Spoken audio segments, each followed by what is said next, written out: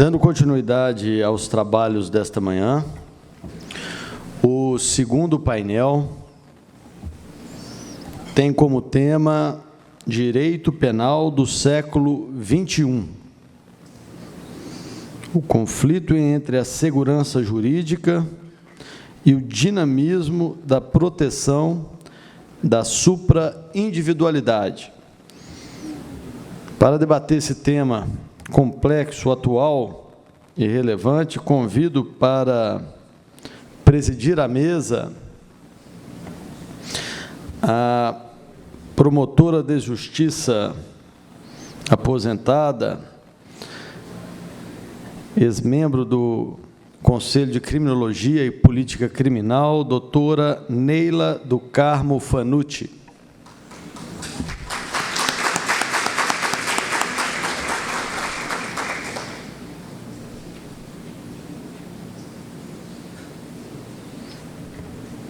Convido também o professor da Faculdade de Direito Milton Campos, mestre e doutor em Direito Penal pela UFMG, advogado criminalista, conselheiro seccional da OAB e membro da Comissão de Seleção do Instituto dos Advogados, advogado Luciano Santos Lopes.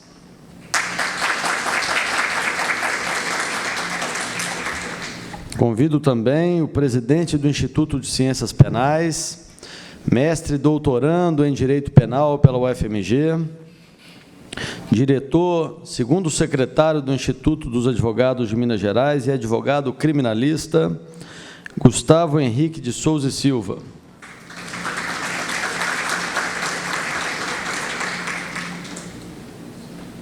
Convido também o advogado criminalista e professor da Faculdade de Direito do Sul de Minas, a tradicional, respeitada faculdade, que tem muito carinho aí por ela, doutor Altair Mota Machado.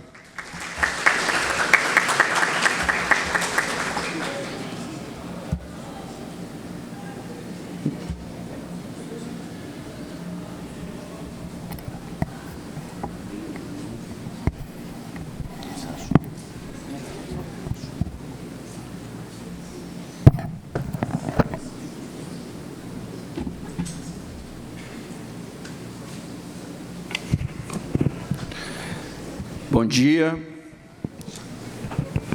Continuando os trabalhos, eu passo a palavra, então, ao professor Luciano, para que possa fazer a sua exposição.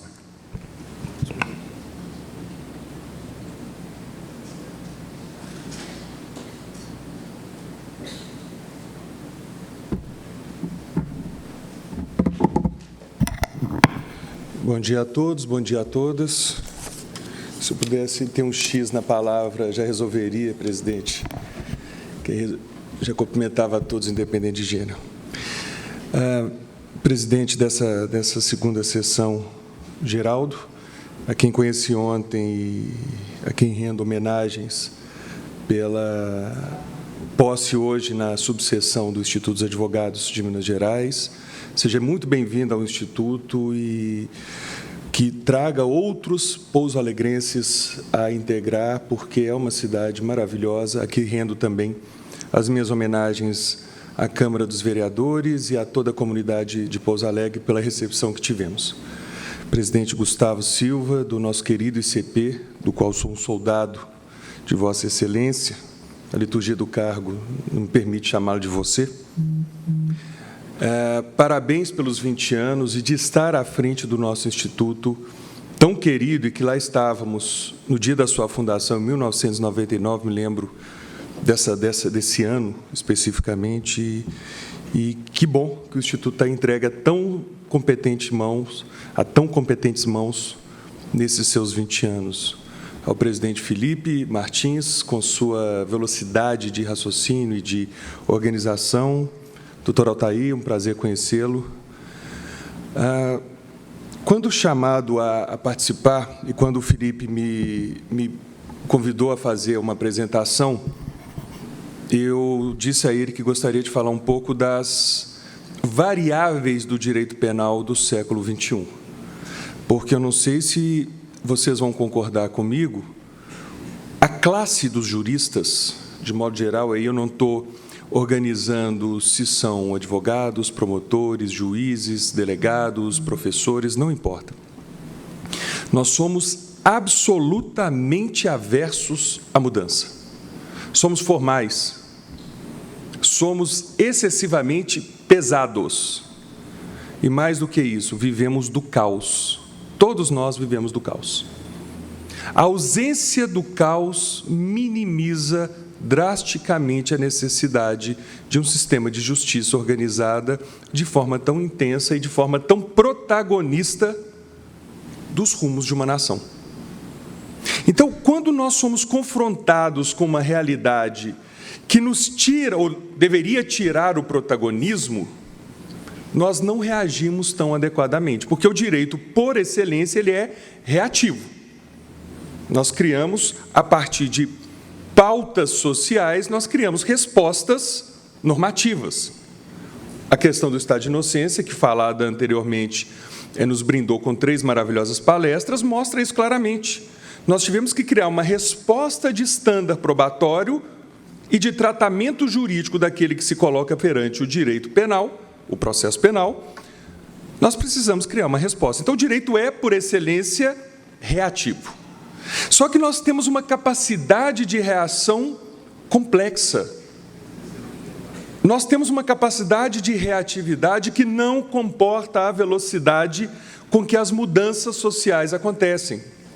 E aí eu vou entrar num lugar comum do que se está a pesquisar hoje, do que se está a produzir hoje, que é a denominação de uma sociedade complexa. Bauman chama de sociedade líquida, modernidade líquida, Ulrich Beck, vai chamá-la de sociedade de riscos, Giddens, e muita gente do campo da sociologia, da antropologia, da filosofia, aí, valorativamente, etc., das ciências sociais e humanas de forma geral, estudam a modernidade. Eu ouso dizer que nós não mudamos de gerações, nós mudamos de era. A velocidade com que nós temos avanços tecnológicos, avanços bioéticos, biotecnológicos, cibernéticos, etc., é assustadora. Tem um nivelamento de que a tecnologia dos aparelhos celulares, ou dos eletrônicos de forma geral, ela dá pulos, a cada 5 anos, aquela tecnologia antecedente já é ultrapassada. A cada 8 meses, há um estudo, pode variar um pouco, já há uma tecnologia nova. Dali a 4, 5 anos, ela está ultrapassada. E isso muda a totalidade das nossas relações. Querem alguns exemplos? Um exemplo bioético. A maioria dos nossos pais, dos nossos antepassados, não tinha esse problema ético. Não faziam exames pré-natais de ultrassom. Eles não saberiam, ou se faziam, ainda não existia tecnologia médica suficiente para descobrir doenças genéticas graves e sérias e comprometedoras de uma vida plena e saudável no que tange à saúde. Nós já temos isso.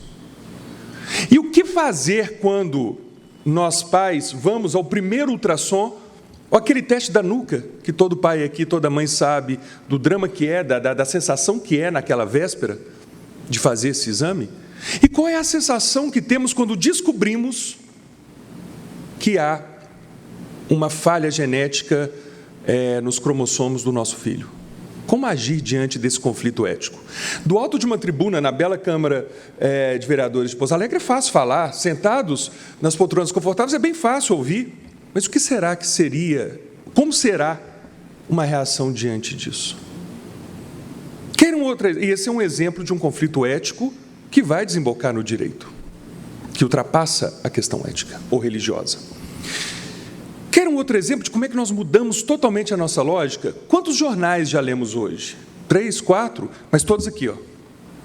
Qual é a primeira coisa que fizemos, todos nós, ou a grande maioria de nós, ao amanhecer? Primeira coisa, abrir o olho. olhar no celular. O que alguns de nós estão fazendo agora, nesse momento? Olhando o celular. Então, tanta gente agora que escondeu, né? Mudou a lógica. Nós já temos uma aceleração na velocidade de vida. E só o direito não quer mudar. Com todo respeito à sua excelência, porque senão eu sou censurado também, é humanamente absurdo pensar que em 2019 um ministro do Supremo para uma sessão de julgamento para falar à advogada que fazia uma sustentação oral que não pode se chamar de você. Depois que ele fale, depois que ele dê um conselho, depois que ele dê o pito, depois ele faça o que quiser. Mas vejam como somos. Claro, há uma liturgia. Há uma liturgia nisso tudo. Não estou discutindo isso. O uso da gravata, conversava, Léo, você falava sobre, o uso da gravata é uma chatice, uma liturgia. Que nós vamos devagarinho soltando ou não, etc. Mas vejam que a velocidade do mundo não comporta a velocidade do direito. E os penalistas, Gustavo, tendem a parar no século XX. Luciano, o seu discurso não é mais minimalista, blá, blá, blá. É mínimo, é relacional. Ele é mínimo em relação a alguma coisa. E eu não sou mínimo em relação ao que eu aprendi lá atrás, em 1993, quando entramos na faculdade. Lá o movimento político-criminal era lei e ordem e abolicionismo. E eu não concordo com os abolicionistas. O Zaffaroni é um abolicionista, papo fiado, com todo respeito à sua excelência. Papo fiado, que se fosse abolicionista não seria ministro da Suprema Corte. Nenhum abolicionista é capaz de condenar uma pessoa numa Suprema Corte. É uma ideia, tal. Nós temos dificuldade em aceitar que o direito deve se moldar, sim. Nós temos dificuldade de aceitar que o direito penal tem que se modernizar, sim. Eu dou sempre um exemplo em sala de aula, o seguinte: imagina que uma pessoa, vai morar sozinha, e ao morar sozinha, compra um loft, aluga um loft, enfim. Quer mudar, quer aquela coisa aberta, espaçosa, separa o espaço do banheiro e acabou, o resto é tudo aberto. Ele se casa, quer ter um pouco mais de privacidade, porque vai receber convidados, etc., fecha um quarto. Eles têm filhos. Ele vai mudar a lógica arquitetônica daquele loft, mas continua sendo a sua casa. O direito penal pode e deve, sim, se antenar às questões do nosso tempo, sem perder a característica de direito penal. O que esse figura que comprou o loft não pode nunca é romper as vigas e os alicerces da construção dele, porque senão o loft cai, senão a casa cai. O que nós temos que entender é o que não pode ser objeto de mudança, o que é sólido o suficiente para se manter. E é nesse sentido que nós precisamos descobrir uma outra coisa: qual é a função do direito penal? Por que direito penal? Por que punir uma pessoa? Não seria muito mais adequado ressarcimentos, tal como o direito civil faz? E o próprio direito civil dá, com as punished damages, soluções pedagógicas para aquele que descumpre a lei de uma forma agressiva. O direito administrativo, o Gustavo vai falar um pouco disso, como dividimos. Por que punir? Porque eu preciso ter uma técnica de controle social que mantenha a liberdade. E essa técnica social, de controle social, ela é agressiva demais. Eu costumo comparar o direito penal com tratamento, peço desculpas pela comparação, quem, como eu na minha família, passou por isso, sabe o quanto é duro, mas eu comparo o direito penal a um tratamento de câncer. O direito penal é a quimioterapia. Por vezes funciona bem, por vezes, infelizmente, não. Mas sempre que funciona, destrói tudo que está em volta. Arrebenta com tudo que está em volta. Então, nós temos que determinar a quimioterapia para situações que efetivamente precisam da quimioterapia. Nós temos que determinar o direito penal para aquelas situações que efetivamente precisam do direito penal. E, nesse sentido, os tempos modernos, esse tempo que vivemos, perde um pouco dessa referência. Por quê? Nós nos aproximamos tanto do direito administrativo que nós começamos a ter uma definição umbilical dessas duas áreas. Nós passamos a trazer para o direito penal questões que deveriam ficar no direito administrativo. Gustavo fala um pouco disso a seguir. Nós começamos a entender o direito penal como uma estratégia de resolução de problemas. Como? nós antecipamos muito, algumas características, nós antecipamos muito a punição do dano por perigo. Eu não espero mais o corpo estendido no chão do homicídio, eu puno a ameaça. Isso no direito penal tradicional, que eu chamo de individual, onde os conflitos são individuais, vida, propriedade, patrimônio, liberdade e dignidade sexual, etc., etc., eu consigo lidar bem. Mas quando eu levo para o campo da supraindividualidade, quando os problemas começam a chegar na supraindividualidade, ou seja, os valores que eu tendo a proteger no direito, todos eles constitucionalizados, todos eles como direitos fundamentais de enésima geração, meio ambiente, sistema financeiro, ordem tributária, ordem econômica, biotecnologia e por aí vai, nós começamos a perceber que nós temos que antecipar o direito penal, porque a técnica de reatividade do direito penal é muito dura. E vejam as tragédias recentes ambientais como exemplo de como o direito penal não consegue dialogar com isso bem. Nós começamos, me perdoem, a tratar de um algo que o Gustavo, melhor que eu, vai falar, de normas em branco. Quando eu trago essa quantidade de situações que não são tradicionais do direito penal para dentro, meio ambiente, eu vou ficar com duas, meio ambiente e ordem tributária. A quantidade de conceitos que eu tenho que lidar são tão grandes, são tão intensas, que eu não comporto mais dentro dos tipos penais, dentro das descrições dos crimes, a totalidade das características daquilo que é proibido. Eu tenho que dialogar sempre com regras de outros ordenamentos, do ordenamento ambiental, tributário. Aí eu tenho um sério problema, porque eu terceirizo as características do crime para outros ramos do direito. Mas o penalista ele é tão travado com isso que, mesmo terceirizando, ele diz, não, quem define o conceito sou eu. Espera aí, a lei terceirizou para outro ramo do direito.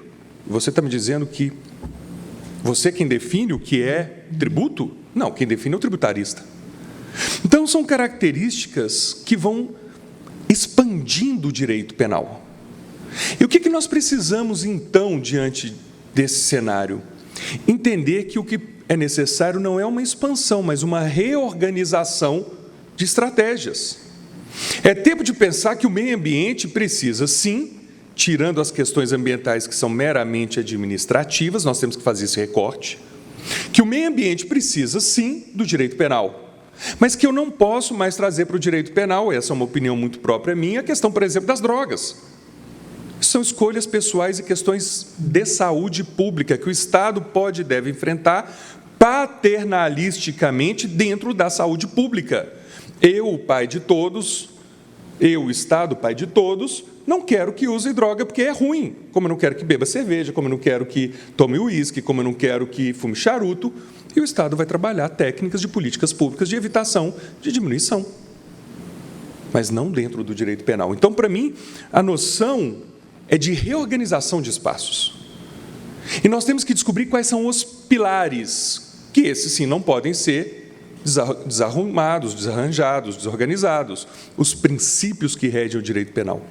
Mas eu preciso entender estes princípios. Um, para mim, muito caro, sua dissertação, Gustavo, de mestrado também, o princípio da legalidade. Eu preciso entender como lidar com ele em face de um conflito, e aqui parto para terminar a minha intervenção, que é segurança versus dinamismo, eficiência. Melhor, a eficiência surge dessa fórmula, segurança versus dinamismo. Eu preciso encontrar a fórmula adequada de interpretação. Se eu já não consigo, Gustavo, ter tipos tão fechados, eu preciso ter interpretações fechadas, fechadas em torno dos princípios e das premissas técnicas do direito. Mas mais que isso, nós precisamos entender que somos uma sociedade absolutamente demandista e que precisamos reduzir o tamanho da intervenção do sistema de justiça. E precisamos entender que existem estratégias alternativas ao direito penal de prevenção. Elenco algumas. A intervenção do direito administrativo com técnicas negociais. Por que não fazer, como o Ministério Público Ambiental tem feito e feito muito bem, técnicas negociais em outras esferas de atuação do direito penal? para evitar o direito penal, para evitar, como os programas de integridade, compliance, não essa besteirada que nós temos vendido como advogados. Estou falando de programas de integridade sérios, respeitados, respeitosos e que funcionem. Não é a besteirada que tem se vendido no mercado como compliance. São técnicas de evitação, porque o que nós precisamos é evitar o direito penal, para que quando ele chegue, naquilo que chegar, nós tenhamos a dimensão exata do tempo que vivemos. São mudanças, são perspectivas de mudanças, eu digo que não é nem de gerações, é uma mudança de era. E nós estamos claramente chegando num limite que não é mais possível tolerar a superlotação do sistema de justiça. A questão não é a prisão em segunda instância. A questão é que nós não temos mais capacidade de operacionalizar o sistema de justiça. E nós temos que buscar uma mudança de cultura, nossa, de juristas, e da coletividade de forma geral, do empresariado de forma geral, da sociedade de forma geral e individualizada de cada um de nós. Acho que nós precisamos ser menos duros enquanto juristas, menos reativos com uma formalidade que não conseguiu se fazer valer nesses tempos modernos. É como penso, é como acho que nós temos que começar a tratar essas questões, é como me despeço de vocês. Muito obrigado.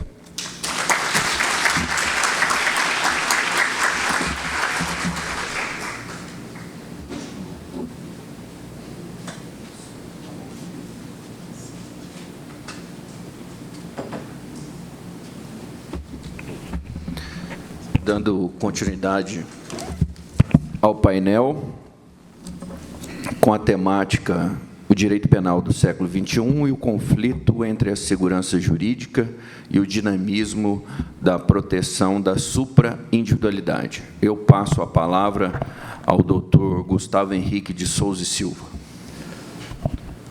Doutor Altair Machado, doutor Geraldo, professor Luciano, demais presentes, saúdo mais uma vez, com os cumprimentos de bom dia. É um registro especial e eu sempre faço isso e tenho tido muita sorte de poder fazer algumas vezes, que é dividir um painel, ou algum painel, alguma manifestação em eventos científicos, em eventos acadêmicos com o professor Luciano, que é um registro de gratidão. O professor Luciano foi meu professor no curso de graduação, foi quem me indicou para uma primeira experiência na docência, na Faculdade Newton Paiva, foi quem me convidou para compor a diretoria do CP, quando ele exerceu a presidência, e é um parceiro, um amigo e um professor na acepção da palavra, né? Então, eu sempre faço esse registro de público e tenho tido a satisfação de ter várias oportunidades de fazê-lo. Já iniciando a exposição, o painel foi intitulado Direito Penal do Século XXI e o conflito entre segurança jurídica e a proteção da supra-individualidade. O primeiro passo é fazer um alinhamento de expectativas. Um alinhamento de expectativas. Vocês não podem ter expectativa da minha manifestação no mesmo nível dos anteriores. Professores muito mais bem preparados do que eu. Então, a expectativa já tem que ser proporcional à qualidade do interlocutor. E é a mesma coisa com o direito penal, né? Nós temos que começar a fazer uma reflexão sobre a expectativa que nós depositamos do direito penal. Ele não é o camisa 10 do time. Ele não vai decidir o campeonato, não é o craque, não vai ganhar, não vai ser o artilheiro, né? No máximo, ele vai ser um zagueiro truncudo que salva uma bolinha ali na última hora, aquela coisa, última instância que a gente recorre para uma situação delicada, né? Então, é importantíssimo se alinhar a expectativa, porque o direito penal, o processo penal, não vão ser agentes modificadores da nossa realidade social. E se nós vemos hoje, agora, o Instagram e o Facebook, depois da decisão de ontem, da presunção de inocência, vamos ver o tamanho da expectativa que a sociedade brasileira deposita no direito penal, né? muita gente frustrada com a decisão, o que é legítimo no ambiente democrático, mas é um exemplo da alta expectativa que se tem. Aliás, eu acho que nós temos que começar a questionar a expectativa que a gente tem no próprio direito, né? Nós que somos estudantes de direito, sejam estudantes ainda na graduação, seja até no exercício das diversas carreiras jurídicas, advocacia, magistratura, Ministério Público, mas estamos sempre estudando na polícia, estamos sempre estudando, nós temos um pouco da prepotência de que o direito é que vai resolver tudo. Às vezes a solução está fora do direito. O professor Luciano acabou de dizer aqui que podem ter instrumentos de gestão, por exemplo, que vão ser muito mais efetivos no que tange a problemas de ordem econômica, de atividades ligadas às atividades produtivas, né, o desenvolvimento das atividades produtivas, do que uma própria normativa, né, do que a própria lei, do que a própria intervenção normativa, né. Então, é preciso, no ambiente do Estado democrático de direito, valorizar também a atuação do Estado, né, a atuação do Estado como promotor de serviços sociais, como promotor de um sistema de educação, um sistema de saneamento básico, por exemplo, talvez vai ser muito mais efetivo do que aquele braço de intervenção do Estado, dentre o braço de intervenção do Estado, a intervenção normativa, dentre a intervenção normativa, a intervenção normativa mais intensa disponível, que é através do direito penal, e, por isso, ela deve ser utilizada no último caso. Um outro alinhamento de expectativa, e o professor Felipe mencionou essa palavrinha mágica aqui mais cedo, que é a noção de justiça, né? Olha só como nós somos prepotentes, né? O poder judiciário, a justiça, o Palácio da Justiça, né? Vários fóruns falam sobre isso. Justiça é um conceito estritamente subjetivo, né? É muito difícil de se fazer justiça na acepção da palavra como um valor, dentro de um sistema que, na verdade, deve ser um sistema racional de resolução de conflitos, até porque nós não teremos um contexto de paz social num ambiente verdadeiramente democrático, mais uma vez pegando carona na fala do professor Felipe mais cedo, né? Se há democracia, há interesses divergentes que são exercitados, há conflito. O que nós precisamos ter é um mecanismo racional de solução desses conflitos, né? O professor Eros Grau, que fez uma palestra sobre presunção de inocência, já que foi ele o condutor do voto lá de 2009, onde também foi lançada uma obra do Instituto dos Advogados com vários artigos sobre o tema na semana passada, ele brincou: justiça é só divina para quem acredita, porque para quem não acredita, esse não tem solução mesmo, ele está perdido, né? Então, essa expectativa de justiça através do direito penal, na minha modesta opinião, ela vai ser frustrada. Então, o que nós temos que desempenhar de expectativa? Eu preciso ter alguma expectativa do direito penal, né? Ele precisa servir para alguma coisa, ele precisa atender alguma expectativa da sociedade. Eu acho que a maior expectativa que nós temos que depositar no direito penal é de uma garantia de limitação racional do poder punitivo, né? O poder punitivo é um monopólio do Estado, então a própria palavra já mostra como nós temos que ter atenção com ele, né? Tudo que é um monopolista, o poder, em tese, de um monopolista é sempre muito forte, então eu preciso ter uma atenção muito especial com quem é monopolista de qualquer coisa. Quem é monopolista da violência institucionalizada, mais ainda. Então, é essa a expectativa, o recorte de expectativa que nós temos que ter do direito penal, como uma garantia de limitação racional do poder punitivo para que nós possamos solucionar os nossos conflitos, que são inevitáveis num ambiente democrático. E aí, a segunda palavrinha, e essa realmente é a palavrinha mágica do título do painel: segurança jurídica. Então, esse modelo racional de solução de conflitos, às vezes até se utilizando, em certa medida, da violência, que é o direito penal, por causa da sua sanção característica limitadora do exercício da liberdade, precisa nos gerar um ambiente de segurança. Eu preciso ter confiança no sistema, saber quando, como ele vai funcionar. Esse é o grande valor que um sistema jurídico, um ordenamento jurídico, tem a oferecer à sociedade, né? E aí eu vou fazer um recorte para a minha zona de conforto, professor Luciano, que é a área do direito penal econômico, justamente para tentar propor alguma conciliação entre esse contexto de distorção, não só da expectativa, mas da realidade social mais complexa que a gente vive hoje, e a necessidade da segurança.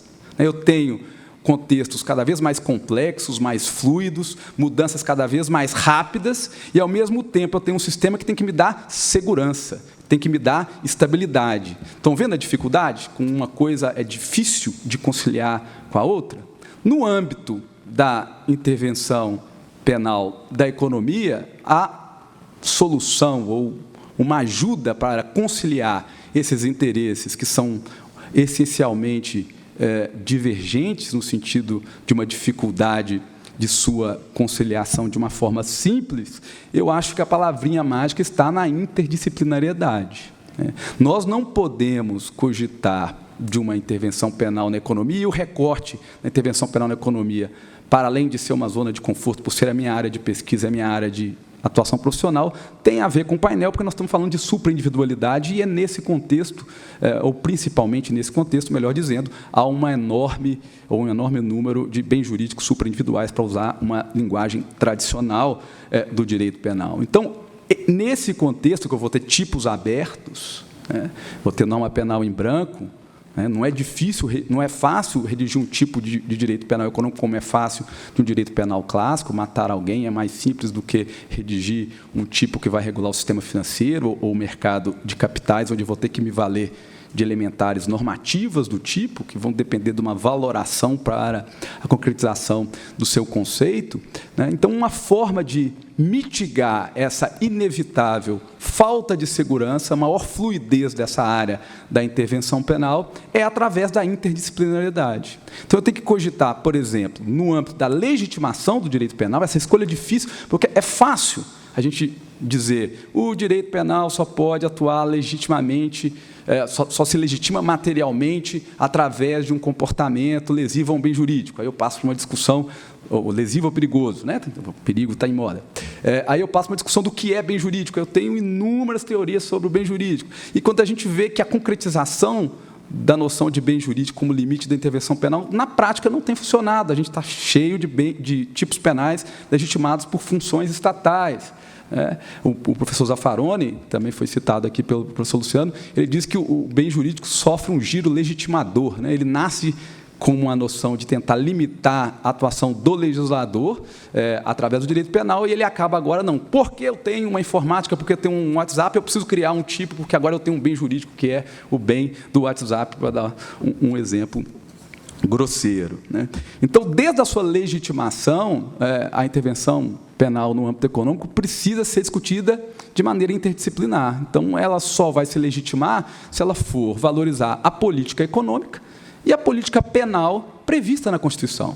Política econômica valoriza a livre iniciativa, a intervenção do Estado na economia, seja direta como agente econômico, seja indireta como agente normativo, é excepcional. Segurança nacional, legítimo interesse público, que também são conceitos fluidos. A energia, o petróleo, é interesse nacional, não é? Posso privatizar? Posso, ou deve ser um ramo a ser explorado ou estritamente regulado pelo Estado? Então, não é difícil, não é fácil concretizar. Mas a essência da política econômica é de que a intervenção do Estado é excepcional.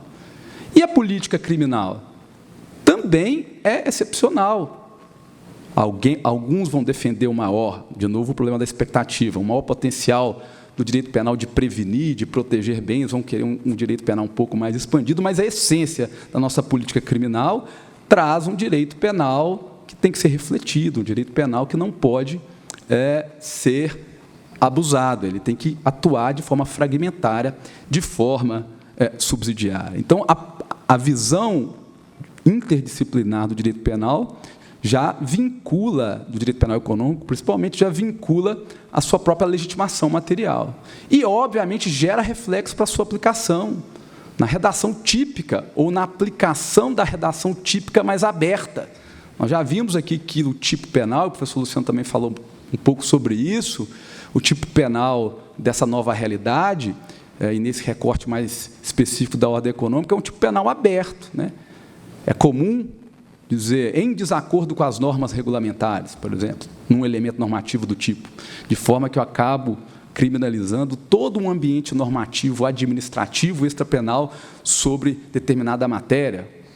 Como exemplo, nós podemos dar a interpretação que o Supremo deu do artigo 4º da Lei dos Crimes contra o Sistema Financeiro, gerir fraudulentamente a instituição financeira. Muito se discutiu que aquele tipo era excessivamente aberto, violaria o princípio da legalidade, e a interpretação, para salvar o tipo da sua inconstitucionalidade, é que qualquer infração admitida como infração à normativa do Banco Central sobre a matéria vai ou pode, em tese, configurar um crime de gestão fraudulenta. Olha só, então eu trouxe para o direito penal todo um aparato de normativa administrativa sobre a matéria. Isso é pouco taxativo, isso deixa pouco claro, isso não atende à principal expectativa que eu tenho que ter do direito penal, que é o quê? Segurança jurídica. Então, eu preciso concretizar esses ambientes, ou essa aplicação normativa mais aberta, esse tipo mais aberto, de alguma forma, né? De novo, aqui a palavrinha que eu pretendo sugerir como auxiliar para que isso aconteça, a interdisciplinariedade. Eu não posso ter uma interpretação de uma elementar normativa extrapenal de um tipo diferente daquela ou daquele conceito que a área extrapenal deu àquele instituto. E aí cito um exemplo recente da ordem tributária. Não sei se vocês acompanharam uma discussão se o não recolhimento do ICMS próprio configuraria ou não o tipo de apropriação indébita tributária previsto no artigo 2º, inciso 2, da Lei 8.137, que é o sujeito que não cometeu fraude, ele declarou o tributo, adotou todas as medidas necessárias à constituição daquela obrigação tributária acessória da qual ele era obrigado no âmbito tributário, portanto, no âmbito extrapenal, administrativo, civil administrativo, mas, no final das contas, ele não pagou. Poderia ter sido até por não ter os recursos disponíveis. E houve uma discussão, uma turma do STJ entendendo que, mesmo sem a fraude, mesmo o ICMS próprio declarado, devidamente declarado, mas não pago, configuraria o tipo do artigo 2º.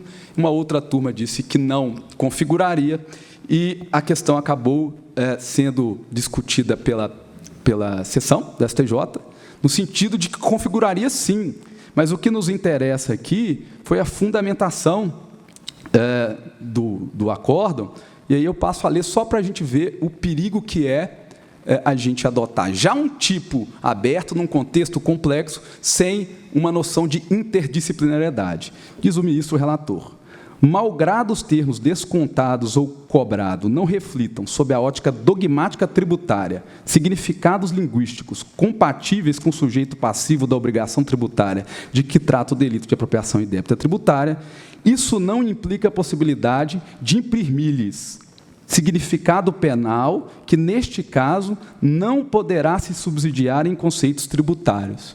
Então, o que o STJ falou? Olha, um conceito de direito tributário consolidado, que é o contribuinte, é o sujeito passivo da obrigação tributária, no caso do tipo, ele não vale para o direito penal. O direito penal vai inventar um novo conceito, né? Veja só, eu tenho um tipo aberto, já complicado, e eu ainda tenho a prerrogativa do julgador, na aplicação da lei, inventar um novo conceito. E a nossa expectativa de segurança jurídica, o que pode e o que não pode? Qual a consequência de eu fazer também o que não pode, né? Estão vendo a gravidade disso? Um outro ponto, e já estou por terminar, é a dificuldade de apuração do ilícito nesse tipo de conduta, nesse tipo de normativa. Normalmente, eu tenho procedimentos de natureza administrativa a eles vinculados. Então, se eu vou discutir um crime contra o sistema financeiro, é muito comum que eu tenha um processo administrativo no Banco Central. Se eu vou discutir um crime com mercados capitais, eu tenho um processo, é muito comum que eu tenha um processo discutindo a mesma matéria no âmbito da CVM.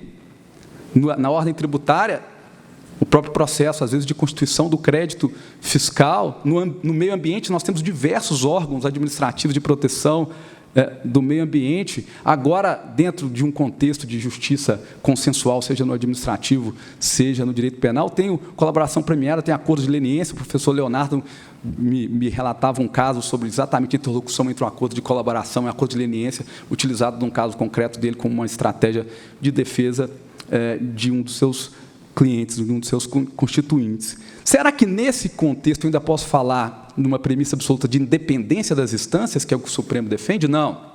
Eu fui autuado pela CVM por supostamente ter cometido um delito de insider trading, né? Informação privilegiada, utilizar de uma informação privilegiada dentro de uma operação de mercado de capitais. Eu estou discutindo lá que aquela informação não tinha o potencial de influir no preço, ou que aquela informação não era sigilosa. Então, a essência da proibição está sendo discutida administrativamente no órgão que entende, que tem toda uma preparação específica para discutir a matéria. Ao mesmo tempo, eu posso responder o processo penal do artigo 27 da Lei 6.746, de insider trading? Ou, se o ambiente, o tipo é aberto, se a apuração do ilícito está vinculada ali, eu preciso coordenar essas condutas para dar o quê? Segurança jurídica, que é a principal expectativa que a gente precisa ter. Naquele exemplo do crime tributário, onde o STJ pretendeu criar um conceito autônomo de uma liminar normativa do tipo tributária, né, que foi suspenso por uma liminar do ministro Barroso, às vezes ele é feliz em alguma coisa, né, que ele tem sido muito infeliz na área penal, na minha modesta opinião. Ele suspendeu a liminar e, na fundamentação para suspender a liminar, ele até utilizou de um argumento empírico de que aquela interpretação colocaria, da noite para o dia, como criminoso, 70 mil empresários só no estado de São Paulo, que eram pessoas que, apesar de terem cumprido com as suas obrigações de informação em relação ao tributo, não tinham tido a capacidade de fazer o efetivo recolhimento. Então, professor Luciano, e é a reflexão final que eu gostaria de fazer, é essa. É mais complexo, nós vivemos num ambiente muito diferente daquele ambiente de 1999, para citar uma data especial para nós, que é o ano de fundação do ICP. O direito penal pode, sim, nos auxiliar nesse contexto novo, mas ele precisa se adaptar, ele precisa se redimensionar, e ele precisa ser trabalhado com a sua real expectativa. Nós temos que romper a utopia de um direito penal que vai ser promotor de uma justiça na sua concepção material e trabalhar com o direito penal que vai nos dar a segurança jurídica para que a gente viva num ambiente verdadeiramente de desenvolvimento humano e de respeito das garantias individuais. Obrigado.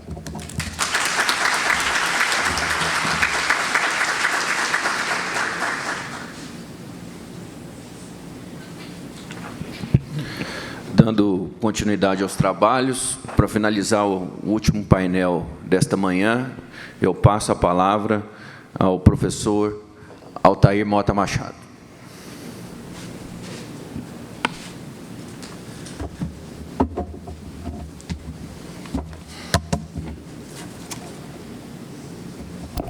Bom dia a todos. Bom dia à mesa diretora. Bom dia especial para os alunos presentes, ex-alunos. E, por falar em ex-alunos, né, o nosso querido diretor da mesa foi meu ex-aluno, me deu muito trabalho, adorava uma festa, vivia no DA, matava minhas aulas, né? Então, quero deixar registrado isso. Caro Geraldinho.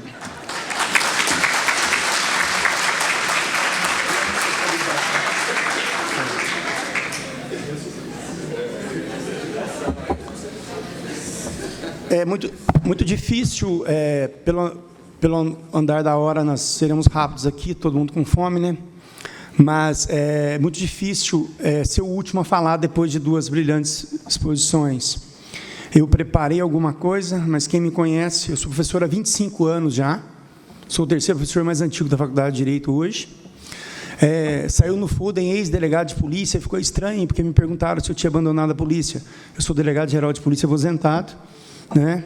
Me aposentei mês passado. Os últimos 6 anos estava na Corregedoria Geral, era responsável por 78 cidades e 38 comarcas no sul de Minas. E me aposentei mês passado. E sou ex-oficial do Exército, antes de ser delegado, eu era oficial do Exército, sou capitão da reserva. Mas, bom, preparei algumas coisas aqui, e ficou muito fácil, né? Porque depois de duas brilhantes palestras, eu esqueci o que eu anotei e vou fazer de cabeça. Fica melhor assim, não é? Fica mais rápido. Ouvi aqui a palavra expectativa. colega falou expectativa. E o que teria de expectativa de ouvir de um delegado de polícia falar sobre direito atual, sobre segurança jurídica? Fica estranho até, né? Porque 5 advogados falam, aí um delegado vem falar. A expectativa é ouvir o contrário, mas não é. E eu acho que isso deve à minha formação.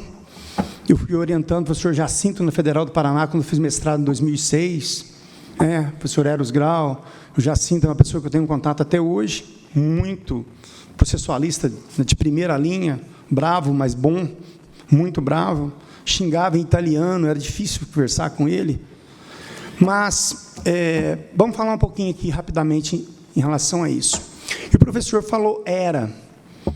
Então, eu vou começar falando, usando a era dos direitos de Bobbio. Numa entrevista, no final, perguntaram para Bobbio, o que te preocupa para o futuro? Ele falou 3 coisas. O aumento populacional, o aumento da população, me preocupa a degradação do meio ambiente e o poderio das armas. São 3 coisas que a gente tem que parar para pensar no futuro. Aí, ao mesmo tempo, perguntaram, mas deve ter alguma coisa boa. Você não enxerga, não vislumbra nada bom? Ele falou, tem.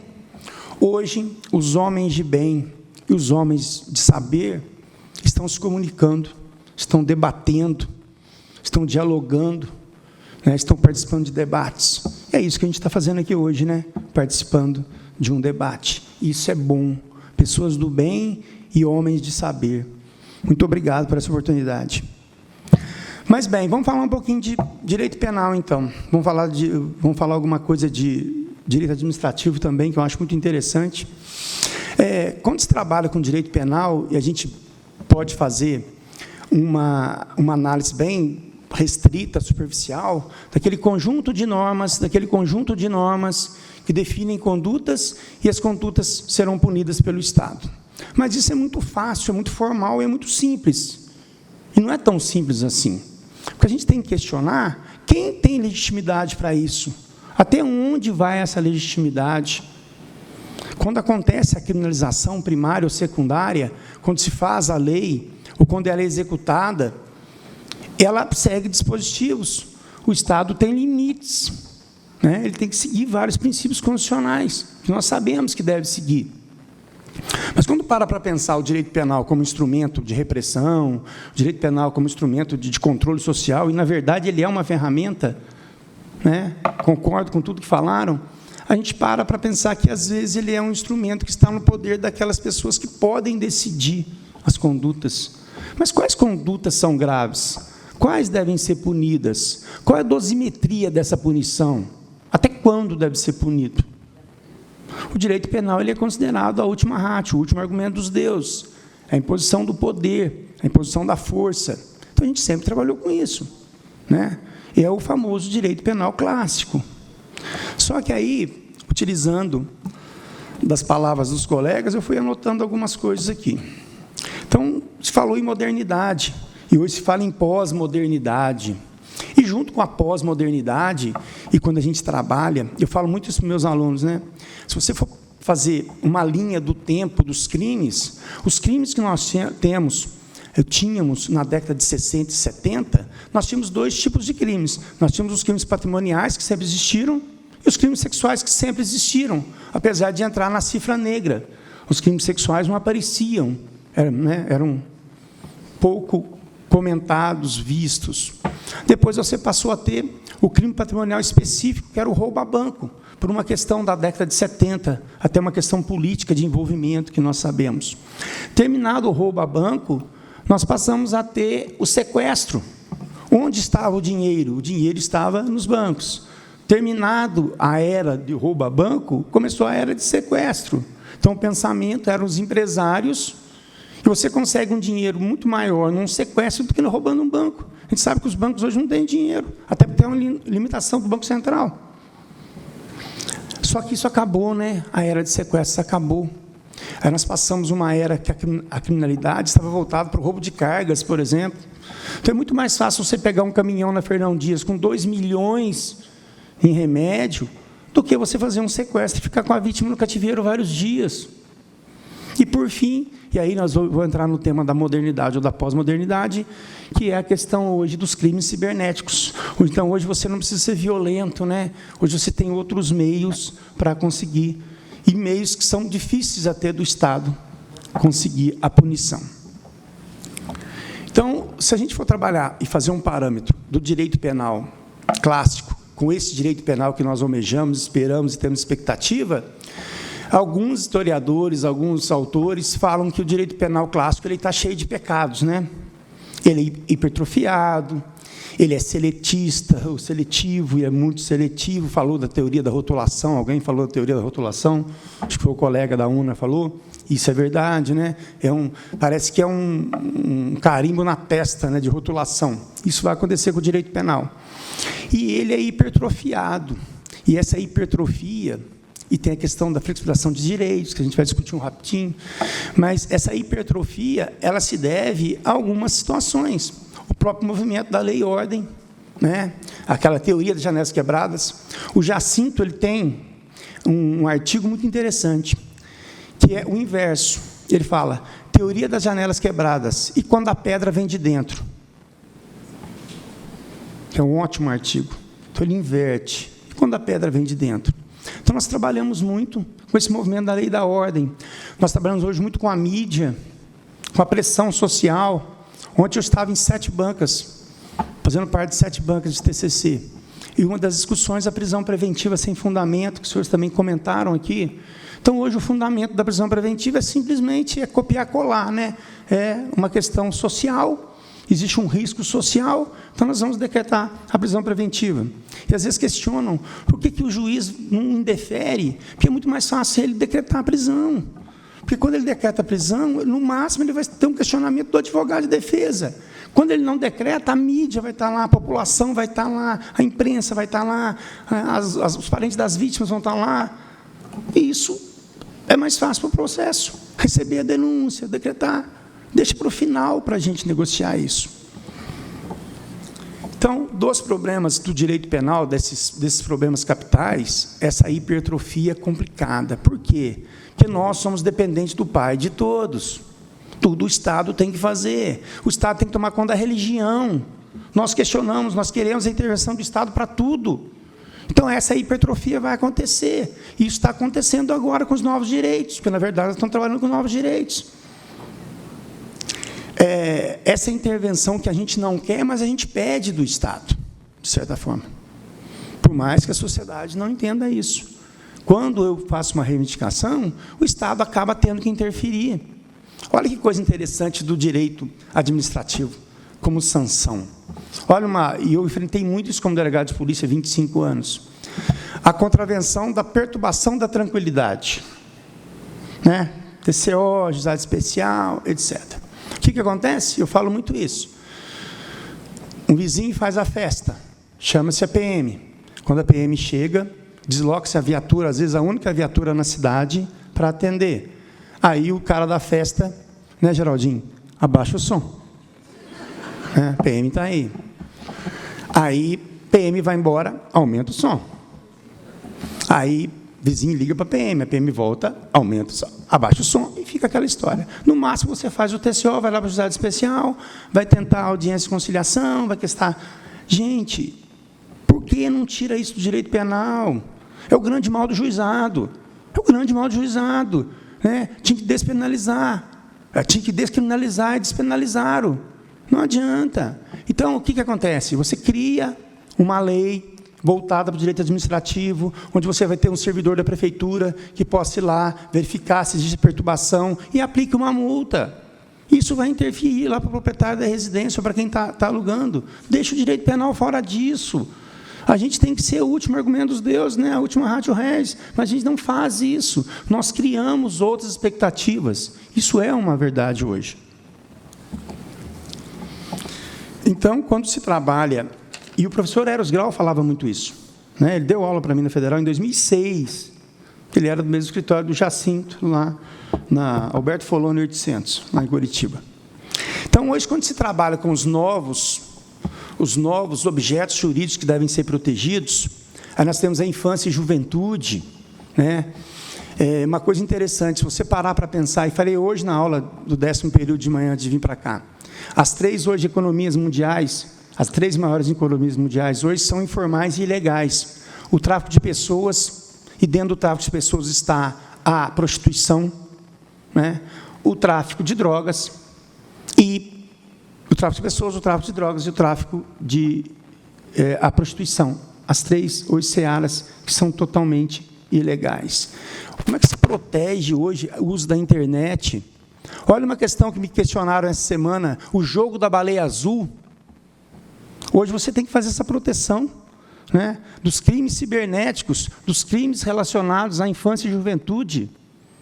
O jogo da baleia azul que induz a questão de ser suicídio ou não ser, aí tem um questionamento que, para ser suicídio, você tem que ter um alvo objetivo, e se ele não tem um alvo objetivo, não pode ser induzimento ao suicídio, porque não pode ser amplo, né? A vítima tem que ser uma vítima definida. Mas aí, no jogo, tem monitor, mas como é que se controla isso? Minas Gerais tem uma das melhores delegacias de combate ao crime cibernético do Brasil. Nós ganhamos até a de São Paulo. Mas como que a delegacia consegue dar conta de 800 e tantos municípios? É muita coisa, né? Então, nós temos hoje um leque de meio ambiente, questionamento do meio ambiente, questionamento econômico, as grandes fusões, de prejuízos que nos dão, questão econômica, né? Aí nós começamos a criar norma penal para punir, ou para tentar punir. Os bancos ligam para a nossa casa agora, sábado, 9 da noite, querendo vender cartão. Deve estar falindo. Porque para ligar no sábado à noite, 9 da noite, aí você vai atender alguém, né, tentando te vender um cartão do banco X, isso é um absurdo. Mas aí, o que nós recorremos? Ao direito penal. Vamos trabalhar com o direito penal. O direito penal vai ter uma solução para isso. Eu acho difícil. Hoje, cria-se a chamada sociedade de risco, né? A ciberdelinquência. E nessa ciberdelinquência é terrível, porque é um criminoso sem rosto. Quando tentaram, uns anos atrás, alguns políticos tentaram usar o que se usava para combater o sequestro na Itália, que era na operação chamada Operação Sem Rosto, do juiz Falcone, etc. Aí comentaram, né? Os juízes e os promotores não terão rosto no processo. Aí eu falava como delegado, e o delegado vai ter? Mas quem que vai prender? Porque se não tem um promotor e não tem juiz, eu não vou pôr minha cara a tapa lá para morrer depois. Então não dá certo. Aí na Operação Falcone, o que a justiça italiana fez? Ela bloqueava os bens da pessoa que era vítima. O nosso criminoso não é o criminoso italiano. O nosso criminoso tem um perfil diferente. Se você bloquear os bens da vítima de sequestro, eles vão matar a vítima, vão jogar numa lixeira e vão pegar outra vítima onde não bloqueou o bem. A gente não pode usar essa legislação. E nós temos essa mania, né? A barganha do juizado especial. Gente, a Ada Pellegrini Grinover, que me perdoe, que já faleceu, e alguns chamam de Fada Pellegrini Grinover, né? Por quê? Porque é diferente. A nossa sociedade é uma sociedade diferenciada. E hoje nós estamos pagando isso com os novos crimes, que devem ser protegidos. E o direito clássico, o penal clássico, ele não tem condições de fazer essa proteção. Nós temos que arrumar novos instrumentos, e eu concordo com isso. Só que aí vem a questão do direito do crime abstrato, né? Gozado, o Supremo, há 15 dias atrás, tomou uma decisão das munições. O que acontecia com a munição? O policial ia cumprir busca, achava uma munição na casa do suspeito. Gozado, né, que tem alguns gabinetes que a gente entra, de várias autoridades, às vezes ele tem ali um agrado que ele ganhou, e o agrado é uma munição em cima da mesa, que eu já vi várias vezes. É estranho isso, né? Aí o cidadão era preso. Era preso por quê? Porque trazia uma potencialidade lesiva. Ele tinha uma munição em casa. Mas fazer o que com a munição sem a arma? Vai cuspir a munição na pessoa?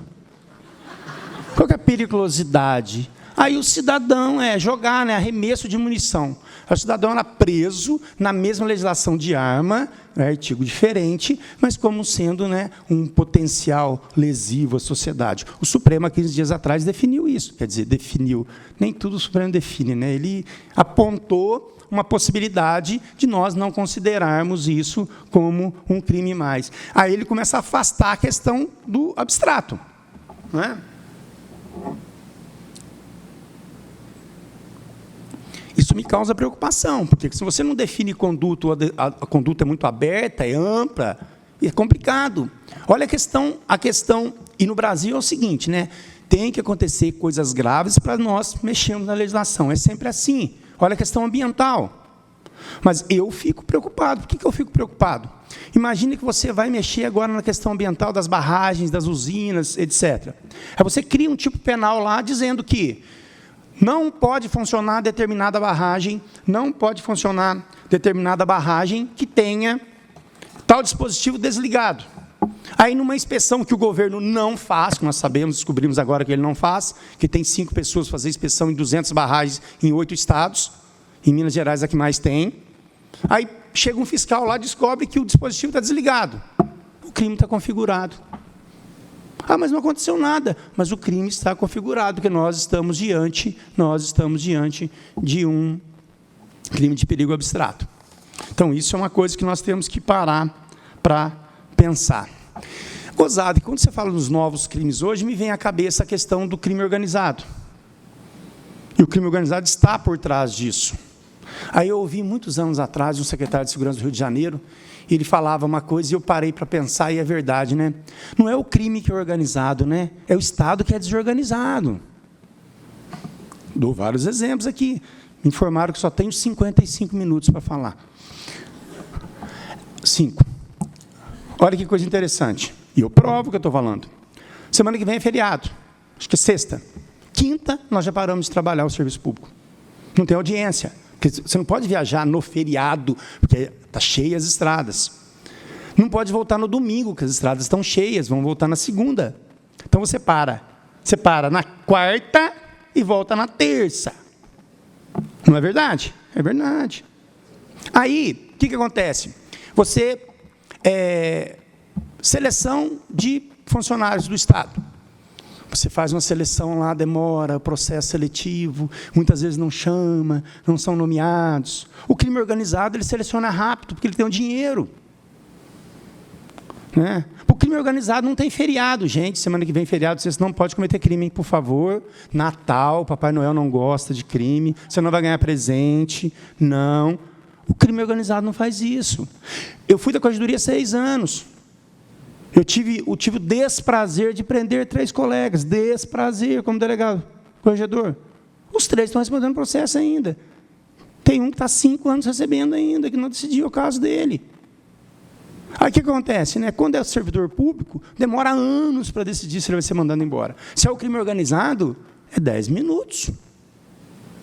Por fim, olha como o Estado é desorganizado. Você compra veículo, mas não vê a manutenção.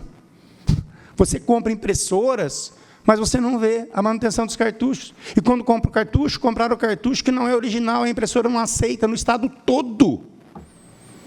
Eu queria saber quem que aprovou essa licitação. Olha como é que o Estado é desorganizado. Então, para finalizar, nós estamos em cima da hora.